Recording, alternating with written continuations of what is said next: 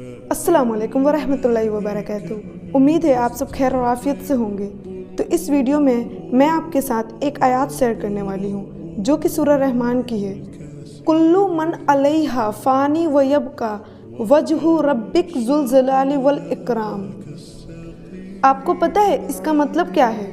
इसका मतलब है कि दुनिया की हर एक चीज़ फ़ानी है, ख़त्म होने वाली है। हमारी दौलत, हमारी शोहरत, हमारी अच्छाई, हमारी बुराई, सब कुछ ख़त्म होने वाला है। और बाकी क्या रहने वाला है? सिर्फ अल्लाह सुब्हान व तआला की ज़ात बाकी रहने वाली है। और ये सारी बातें जानने के बाद भी हम इस दुनिया के पीछे ऐसे भाग रहे हैं जैसे कि हमें हमेशा यहीं रहना है। और हम इस फ़ानी दुनिया को सजाने में, खूबसूरत बनाने में मसरूफ़ है। हालांकि हमारी असल जो घर है वो तो कब्र है। तो उसे सजाने का, उसे खूबसूरत बनाने का क्या ख्याल है हमारा? एक्चुअली हमें तो ख्याल ही नहीं आता कि हमारी आखिरत की क्या तैयारी है। आप 2 मिनट रुके और सोचे, आज हमारी स्कूल की, कॉलेज की एग्ज़ाम होने वाली होती है तो हम इस डर से एग्ज़ाम की तैयारी करते हैं कि हम फेल ना हो जाए।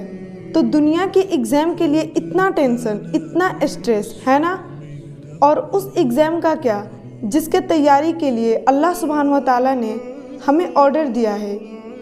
आप देखें कि इस दुनिया की इंसान की मिसाल उस मुसाफिर की तरह है जो कि एक किराए के घर में रहता है और वो उस घर को ऐसे सजाता है, इस तरीके से खूबसूरत बनाता है जैसे कि उसे हमेशा वहीं रहना हो।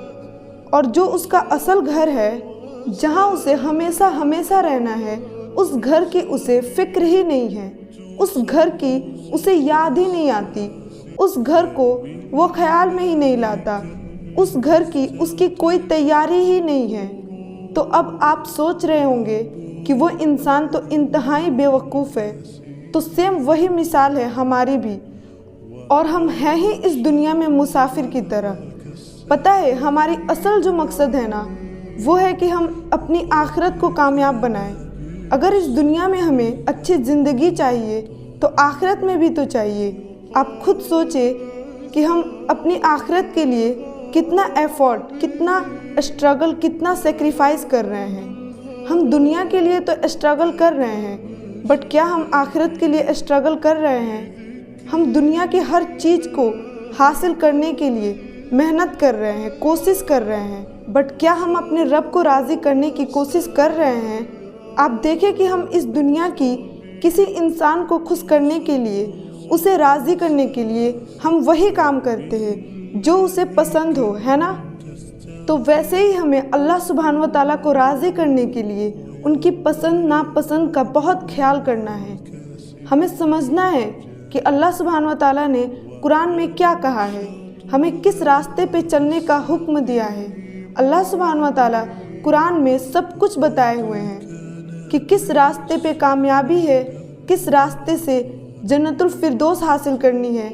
सब कुछ कुरान में अल्लाह सुब्हान व तआला बताए हुए हैं। तो अब बहुत ज़रूरी है कि हम कुरान को खोलें और समझें, और इस तरीके से समझें कि अल्लाह सुब्हान व तआला हमसे बात कर रहे हों। तो इसलिए कुरान को ट्रांसलेशन के साथ, तर्जुमे के साथ पढ़ें ताकि हमें पता चले कि अल्लाह सुब्हान व तआला हमसे क्या कह रहे हैं। देखिए, कुरान हम इंसानों के लिए एक मैसेज है। अल्लाह सुब्हान व तआला कुरान को नाजिल किए हमारे हिदायत के लिए। तो जब हम कुरान को समझकर पढ़ेंगे, तर्जुमे के साथ पढ़ेंगे, तभी तो हम जानेंगे कि अल्लाह सुब्हान व तआला हमसे क्या कह रहे हैं। हमें अल्लाह ताला से कनेक्ट होना है ताकि अल्लाह सुब्हान व तआला हमसे राज़ी हो जाए।